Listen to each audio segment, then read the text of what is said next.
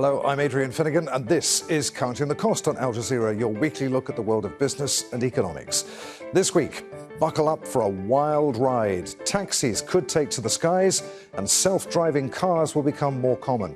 Transport is changing rapidly. So, what does the future hold? Health crises and geopolitical tensions have interrupted global trade, but the way we move goods is also changing. Can new technologies help to solve supply chain disruptions? And saving the planet one aircraft at a time, the aviation industry aims to become carbon neutral by 2050. Can it make the transition to sustainability, or is it all just hot air? It is the glue that binds economies. Transportation connects people and businesses worldwide. But the choices we make about how to get from one place to another can have a large impact on the environment. Transportation is responsible for around 37% of global greenhouse gas emissions. The World Bank says the move to sustainable transport could save $70 trillion in mobility costs by the year 2050. Now, as governments look to the future, they're aiming to decarbonise their economies and shift away from fossil-fuelled vehicles. But does the future of transportation look smart? Katia Lopez-Harayan reports. No longer science fiction. New technologies could revolutionize transportation as we know it, from our roads to the skies. Some projects may seem light years away, but others are already being tested. Ads like these have become more common, showcasing cars that double as flying vehicles. It's ultimately a race to tap into the market of the future and outperform competitors. In the field of electric aviation, Europe and the US are starting roughly on par with China. There's no reliance on traditional engines, and we can take advantage of China's new energy supply chain. A new high-tech transportation industry could reshape the way we live. Traveling time for long and short distances would be less, and the use of electric vehicles would be the norm, with more self-driving cars, including those that take to the skies. Our product can operate both autonomously and manually. It's very simple to operate, even for a beginner. You only need about an hour of training. But there's also concern technology pioneered by companies like Tesla in the US could be the end of public transportation and its infrastructure. Some, however, have managed to combine both. Japan's first self-driving bus emerged about a decade ago, with sensors and artificial intelligence behind the wheel. Green technologies could also transform commercial aviation, making it faster and cleaner with plans of net zero emissions by 2050. Then there's trade within the global economy. Companies are looking at AI systems that would change the industry, simplifying logistics and deliveries by digitally synchronizing shipments. The transition may be exciting, but it's also expensive. Projects need funding and lots of it, as well as backing from investors and ultimately government clearance. The path towards high-tech transportation isn't fully clear just yet, but it appears there's no going back. Katia Lopez-Harayan, Al Jazeera, for Counting the Cost. Well, changes in the transportation industry could transform how some countries do business, but changes in trade, well, that would impact the global economy. The world's commerce reached more than $30 trillion last year alone. It includes everything from petrol to home appliances and most online shopping. The COVID-19 pandemic was a big wake-up call. Instead of relying on offshoring, there's now a greater push for nearshoring that secures supply chains closer to home, especially since more than 80% of goods are transported by sea. Wealthy nations are also looking to integrate artificial intelligence into their supply chains, but the move could widen the gap with developing nations that don't have that technology. There are no shortcuts to sustainability, and the process is costly. Decarbonizing shipping by 2050 would cost an estimated $2 trillion, according to one report, mostly to cover land infrastructure and new renewable energy facilities. Now, when it comes to aviation, the industry is facing its own set of challenges, particularly in going green. Most commercial aircraft use jet fuel, which is responsible for around 2.5% of global CO2 emissions. Shifting to sustainable fuel could cut carbon emissions by as much as 80%. But it's more expensive, at least at this point, which would mean higher prices to move people and goods. The European Commission predicts that by the year 2050, demand for flying could increase aviation's greenhouse gas emissions by more than 300% if no drastic measures are taken to reduce them. Well, all this data could be somewhat overwhelming, so let's break it down to an individual level. You and me, on average, one person has an annual carbon footprint of around 6 tonnes. That's according to a UN report. Not having a car can reduce that footprint by up to 3.6 tonnes. Switching from a regular car to an electric vehicle could also be a game changer. It can lower drivers' greenhouse gas emissions by around 2 tonnes per year. Well, there's a lot to unpack here, so let's get to our guests. Joining us from London, Adrian Mars, a technology consultant specialising in futurology. From Hampshire in the UK, John Fagan, he's the transport leader of the UK, India, Middle East and Africa at Arup. And also in London, Alex Macheras, who's an aviation analyst. Gentlemen, a warm welcome to you all. Adrian, let's start with you. You can already hail a driverless cab in some US cities. How long before we're all flying around in airborne cabs? I think probably longer than is being predicted is the answer. There are a lot of barriers to it going absolutely mainstream. To get it really cheap, we need pilotless ones. And there's a lot of, I think, public worry and concern about any pilotless plane. I think we'll see relatively small-scale things happen fairly quickly. Certainly in Saudi Arabia, they're pushing it very, very hard, and the regulatory environment is very sympathetic.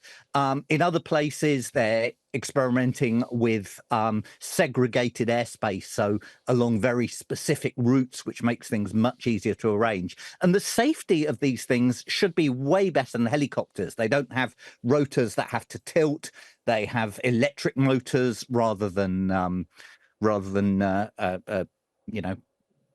aviation fuel-based stuff. Which are inherently more reliable, and they have multiple rotors, so there's a lot of redundancy. So it's very, very promising, but it's not going to compete for quite a while with cars or with ground transport. It's still an aircraft. Maintenance is expensive, pilots are expensive, and R&D is expensive. So I think it's coming, but maybe for airport transfers, maybe for specific use cases, very wealthy people. But I don't think we'll be nipping to the centre of our cities on a daily basis as an air taxi for some time. All right, let's come back to the near future then. John, fewer people will own their cars outright in the future. Carpooling, ride-hailing, short-term rentals will be preferred. How will manufacturers have to restructure their business models in the near future? How will manufacturers need to structure their business models? I think what we can see around the world is lots of manufacturers switching to manufacturing electric vehicles. That creates lots of change in design, lots of demand for new and different components. And with those new and different components, there's scarcity of resources. So I think we'll see a shift to people not owning things outright. So greater sharing of cars. And as people change their preferences and behaviour as well, they won't want to invest as much money in owning a car, and they'll be more predisposed to sharing something. So the industry and manufacturers are going to have to evolve and change how they sell cars to people as well. Alex, let's talk about the business of aviation then. First of all, the question we asked at the beginning of the programme, will the aviation industry ever be carbon neutral? And what is its future? More people want to fly, but obviously they don't want to damage the environment. Will all the airlines that are operating in the world right now survive, or are we going to expect to see further consolidation in the industry? Well, Adrian, I think we're going to see consolidation whether or not aviation is successful at decarbonising, especially in markets like Europe. But to go to the ultimate challenge that aviation faces, it is, as you have highlighted, the fact that aviation is projected to continue to grow to record numbers, and also in markets that have not yet matured in the ways that some other markets have. And at the same time, we have the pressures of the climate crisis. And how does aviation actually decarbonize? How do we have measures that genuinely bring down the way in which air travel pollutes and is able to ultimately become a cleaner, greener version of itself? Is that possible? I think the quick answer to that, in a nutshell, is that on a smaller scale, and specifically perhaps in regional aviation, I was speaking to the CEO of Logan Air, the Scottish carrier, who are really relied upon for domestic flights within Scotland and across the Isles. They are likely to be among the first with other airlines to be able to make that progress at a smaller scale. And that is because we have massive limitations in terms of the amount of sustainable aviation fuel that is available to us today, the fact that batteries remain incredibly heavy and therefore not super helpful for something that you're trying to get off of the ground, and also in terms of funding and scale. So there are complications ahead, but we will see progress, but it's definitely going to be a slow and steady start to what this journey will eventually become. So let's talk about alternatives to flying, Adrian. How important will high-speed rail be in the future? It's still impossible to travel directly by rail between some European cities. That's not the case in China, which has invested heavily in high-speed rail. Is that the future, do you think, rather than aviation? We'll be travelling more by train than flying between cities? I would like to think so, but unless the politicians provide sort of economic incentives to travellers, I don't think that's going to happen. High-speed rail is very, very expensive. The evidence that the economic benefits, rather than the climate change benefits, of a study, for instance, in China showed that initially, when you put high-speed rail in, particularly when you're connecting up smaller cities, the economic benefits are significant. The more you put in, the less the benefit. It grades away as you expand the network. It's the major connections that really make a difference. So it is very, very, very expensive. The UK HS2, high-speed 2 link has been scaled back significantly. The costs have been vast. The big infrastructure projects often go over budget. And in a sort of crowded, relatively small country, you end up upsetting a lot of people when you go over their land and demolish their houses and their businesses. So it's not always easy. It's definitely a part of the solution, but it's not a holy grail. And of course, there's seas to deal with as well. So, you can't replace air travel. And the problem with sustainable air travel is that all of the solutions, nobody's really offering much over 2,000 miles, and that's with hydrogen. Airbus are working towards hydrogen-based aircraft, but they're not really predicting much more than 2,000 mile range. So that's not going to replace a lot. Battery-based stuff has already been said, they're heavy. That's an even shorter range, although, that's accelerating at a pace, and batteries are rapidly becoming cheaper and better, but that won't compete with long-range air travel in the foreseeable future. And biofuels that have been grown to make to replace hydrocarbon-based fuels are controversial because they replace food crops. So there is no easy solution here. It's a combination of lots of different approaches. John, food and manufactured goods need to be delivered quickly and efficiently. How do you see that business changing in the near future? It's really important that we think about freight and the impact of freight on the overall transport system. And the International Transport Forum, they forecasted that between, if you look at 2015 levels of freight, and the expectation is that the freight task will triple by 2050. So there's an enormous challenge there, but also a whole set of opportunities for the freight sector. So we have this big growing challenge in freight. And then we also have all of the contextual drivers of freight, things that are driving movement. They're all witnessing a major transformation of their own. So consumption and how we consume things, the retail models, how we buy things, how we receive things, how we behave as consumers. Trade is changing, where we get things from and to. Manufacturing as well is changing with shifts in economic growth. And then, not least, the energy transition, which energy products represent 30% of freight movements, and that's going through a fundamental transition as well. So if we add this all up and we look at the scale of the task that's changing, also the drivers changing, and also what we've got in freight is a highly fragmented sector driven by private companies, and there's almost a kind of invisible network that people don't always spend lots of time thinking about.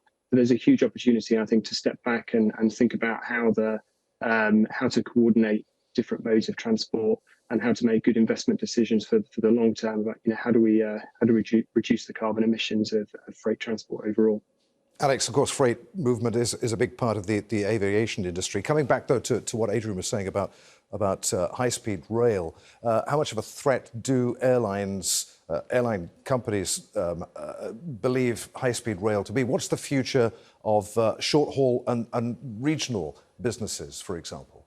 It's definitely something that has the low-cost airlines and the airlines that operate domestic flights pay attention. The airlines that are being sensible about this are not perceiving or looking at these train operators as enemies, as the competitors that are trying to steal our passengers in the name of the climate, but rather are establishing code share agreements with them, deals with them. So, for example, if I am an operator based in Paris and I know that you need to get to the south of France, let me be sensible and form a relationship as an airline with a train operator. If I have the infrastructure there and the rail company is ready to take my passengers, let them book on one ticket so that when they land at Charles de Gaulle, I hand them over to the rail operator. Now, it sounds great. In reality, it doesn't always work. I had a cancelled flight recently where the next available option was the following day, and the airline was adamant that it would not book me onto a rail service that would have had me there that evening, because they said they have no commercial relationship with them. And so they were willing for my carbon footprint to be far higher, spend the whole night there in a hotel and so on, all these costs. In the end, I won that small battle, but it's kind of that representative of what happens across the wider aviation ecosystem.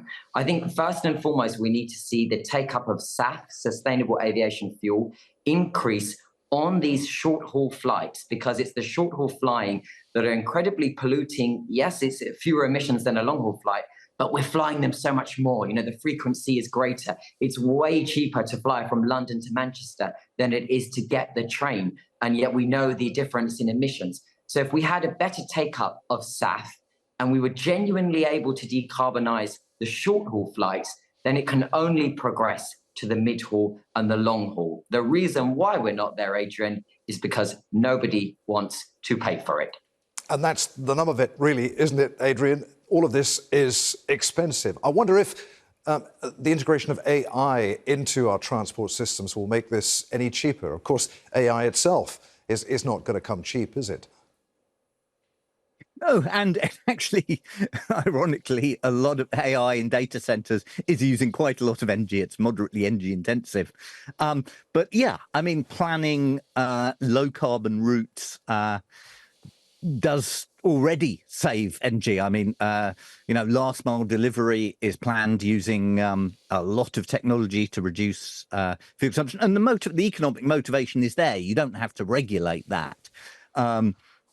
Companies want to use as little fuel as possible and do things as quickly as possible. It's cheaper that way.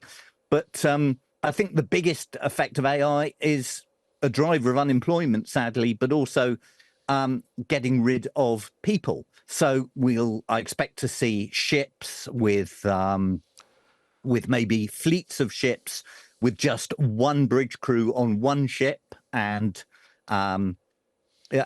multiple ships that are autonomously controlled.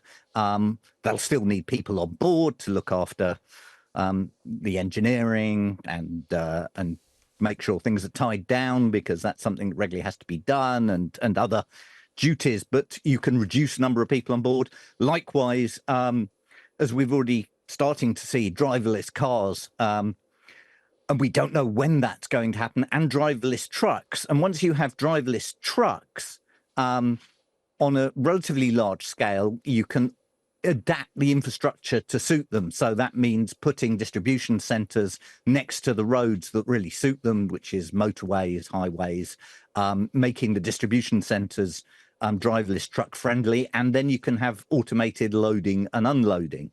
But of course, all of this automation, which is has been an increasing trend for many, many decades, leads to unemployment, and we need economic solutions to that, probably a guaranteed minimum income system that replaces how we earn our money at the moment. Okay. But yeah. No, carry on, Adrian. Well, I was going to say, AI is going to be absolutely crucial to decarbonising, but the effects are very, very unknown. For instance, if you have lots of driverless cars on the road, then it may be that we're in a golden future where we don't need to own our own cars. There's less cars on the road. We have a point-to-point taxi whenever we need one.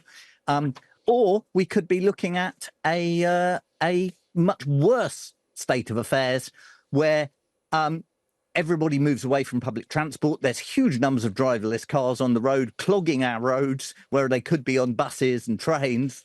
And we're in a worse state than we were before. John, AI is already making inroads into the business of logistics and moving goods around. How do you view the future with AI? And coming back to what Alex was saying about us needing a much more integrated system, how does that apply in terms of the logistics of moving goods around? I mean, and things like customs and regulatory supervision, could that be automated through AI much more in the future? Yeah, definitely. And certainly distribution centres, roads. I mean, Adrian's made some important points there about some of the developments that we expect with automation. But really, distribution centres, customs, regulatory environment, it's absolutely going to be shaped by technological advancements in the future. Has the opportunity to reduce costs, operational costs. I think, as Adrian said, that there's a consequence there in terms of jobs and the economic impact. But ultimately, as we step towards the future, it will help with the cost side of the equation, but also really important the resilience of logistics and freight networks as well. As we've already discussed, the scale of the transport task is growing significantly. I think the opportunity is to step back and look at the role that each mode needs to play within the transport task, including freight, so that we invest wisely in each of the different modes, so we get complementarity in terms of the tasks that they're taking on. And if we look at the cost overall, I think the real challenge is who's going to invest and pay up front for some of the infrastructure that we need to get moving in the right direction. Alex, what role will AI play in the future of the aviation industry? I mean, it's already playing a role in aviation now, but how much more integrated will it become? And are airlines seeing it as something of the future? Are they willing to invest in it? Absolutely. The investments are already underway, and AI is making its way firmly into the heart of airline operations. It has immense roles to play when it comes to scheduling, rostering, fleet, maintenance, planning. It's able to foresee what needs to be where and when. It's able to figure out in half a second how to get this crew from that station where this aircraft is on the ground to here with as little impact on the fleet and then passengers and cost as possible. So it's able to do all these equations that would typically take time and manpower very, very quickly. And that's something that is in use today, along with AI's role on everything that is kind of customer facing and the sheer number of people at any one time calling to ask about their luggage allowance or to find a lost bag. And that's where AI is really shining in these kind of areas. I was recently with a group of airline CEOs in Hamburg where we were looking at different solutions that are all AI based in terms of, the promise of never losing your luggage again, knowing exactly where your bag is at every single phase of the journey, of being able to empower passengers their way to decarbonize through purchasing sustainable aviation fuel through systems that are fully integrated with AI at heart, knowing exactly who to offer it to angle it to the privilege the platinum tier of the airline loyalty schemes to angle it to those that are more conscious about that footprint, perhaps young travelers. So it's definitely there. Okay, Alex, almost out of time, but one last question to you. To what extent does the future, do you think, belong? I'm not just talking about aviation here, but to what extent does the future belong to those with the deepest pockets in terms of transportation? I think we are seeing a trend in aviation that luckily the air travel continues to remain affordable and will continue to remain affordable as more markets kind of come online into the aviation sector. We've done Europe, we know how sophisticated it is across Asia, Southeast Asia, the Americas and so on. Africa and the countries that make up the continent really need that chance for growth. And that's why the sustainable options must be there for those that have already polluted enough to decarbonize, but to enable the growth and the interconnectivity across continents like Africa that really deserve that connectivity because ultimately aviation is projected to grow in record numbers on a continent with the world's youngest population forecasted over the next 10 to 15 years. Gentlemen, there we must end it. Many thanks indeed for being with us on today's edition of Counting the Cost. Thank you. And that's our show for this week. If you'd like to comment on anything that you've seen, I'm at @afinnegan on X. Try to remember to use the hashtag AJCTC, or you could drop us a line. Counting the Cost at aljazeera.net is our email address. As always, there's plenty more for you online at aljazeera.com/CTC. That takes you straight to our page. And there you'll find individual reports, links, indeed entire editions for you to catch up on. But that's it for this week's Counting the Cost. I'm Adrian Finnegan from the whole team here in Doha. Thanks for being with us. The news on Al Jazeera is next.